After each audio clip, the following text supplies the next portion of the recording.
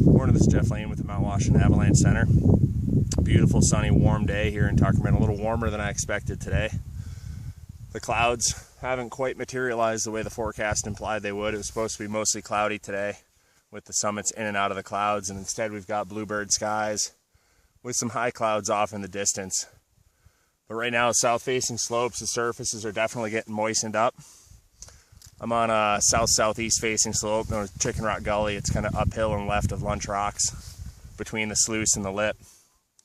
And didn't want to go too far from my relative zone of safety because to either side of me there's ice falling down off the cliffs and a lot of sloughing going on, as well as just some general instabilities that I'd be a little concerned about. But I came to the spot where I feel good about traveling. My partner's over on the other side of the ravine doing some work over there. I did an extended column test, which is what I want to show you here. Basically, we've got a moistened surface layer right up in here, and just about there this is all hard slab down below here. This is pencil hard. Then you get up into here and it's probably 4-finger slab. And as you go a little higher up, it turns into 1 finger, and it's a moist 1 finger at that point. So in my extended column test in this section from here to here, this was about 10 taps that got this wet layer, the moist layer, to kind of collapse a little bit. I continued tap, it was actually 11 taps, so it was the first tap from the elbow.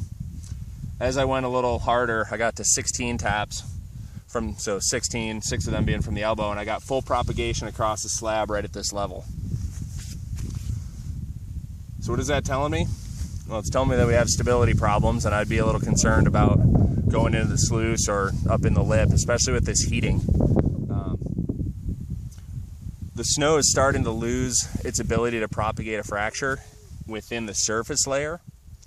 So in places where I was in shallower snow, I would not have been able to get a propagation like this. But in places where it's deeper, this solar energy is only reaching so deep, and you still have this weak layer right in there, this instability. So essentially the sun in shallow places is working towards bringing it to more stable mashed potato-like snow. But where it gets deeper, such as up in the lip or in places in the sluice, I don't expect that the sun's really going to have much effect to 1.5 feet down below the surface.